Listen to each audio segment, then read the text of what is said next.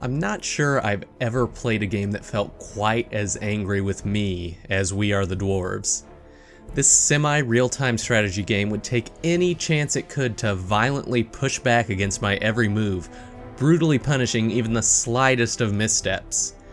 We've seen a modern resurgence of really tough games, but I haven't been this wall-punchingly mad at a game in years. Are there interesting mechanics under all this frustration? Yeah, absolutely.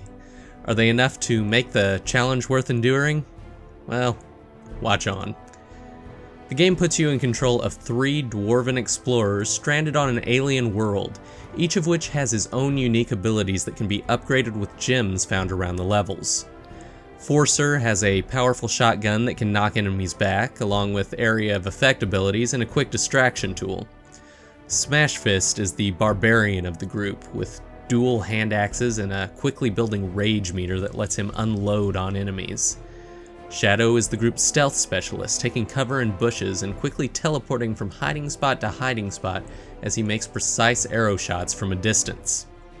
You control these sturdy heroes through an RTS interface, allowing you to command each character either individually or as part of a group. At any point you can tap the spacebar to slow things to a near stop and carefully queue up each character's next action. It's essential to make use of the pause action, as enemies will quickly move to overwhelm you if you don't properly manage your abilities. Most often, avoiding a fight is the only way to survive, and stealth is essential in We Are The Dwarves. While you can upgrade each dwarf's armor with a limited resource scattered around each level, being attacked by more than a handful of enemies will spell a speedy doom for your party. If an enemy spots you, you'll be swarmed by an overwhelming force that will soon have you reloading your last save. The problem is that it's tough, almost impossible in fact, to accurately gauge what will alert the bad guys and how they'll react to hints of your presence. You can hover over an enemy to see their cone of vision, but I often found that their awareness penetrated solid walls in a way that the game didn't really represent. And while their reactions can vary wildly, from mild curiosity to a full-on alert that sends dozens of their buddies after you, it's never clear exactly what kind of reaction you're gonna get. Sometimes you can isolate enemies and eliminate them without anyone being alerted to your presence. Other times, taking what seems to be the exact same action will draw in enemies from all the way across the map. Very difficult games are in vogue right now, but We Are The Dwarves fails to do the thing that keeps people coming back to other challenging titles. It doesn't make your mistakes feel like learning experiences. When you die, there's rarely a clear path to what you should do better next time. Progress usually feels like fumbling around until you discover exactly the solution that was intended, and that sort of regimented gameplay works against mechanics that are otherwise excellent. This is a game that would allow you to lure enemies to a cliffside with your melee character while you use your gunner to knock them to their doom with a powerful shotgun blast. It would allow you to do something fun like that if there were more than a handful of locations where any kind of experimentation didn't lead to your immediate doom. You're often groping for what feels like an intended solution, leaving any feeling of improvisation, experimentation, or dare I say it, fun behind. This is doubly true in levels where you only control a single character, which make up an unfortunately significant portion of the game. Here, more than anywhere else, I felt I often had to abuse mechanics to proceed. Sometimes I eventually found a reasonable solution. Other times I had to back my little dwarf up to a healing stone and pound away at the bad guys while furiously restarting the heal. In one case, I found an opportunity to have 2 enemy mobs fight while I ran away, but it took about a dozen tries before the survivors didn't come find me afterward halfway across the map.